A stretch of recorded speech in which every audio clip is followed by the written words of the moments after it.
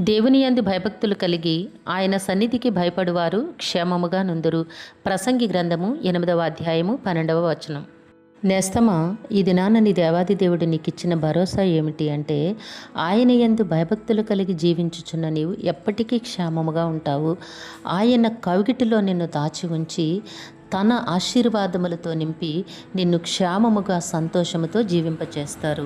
సర్వలోకనాథుడా, సర్వేశ్వర, మీ పరిశుద్ధ ఘననామమును కొందనములు.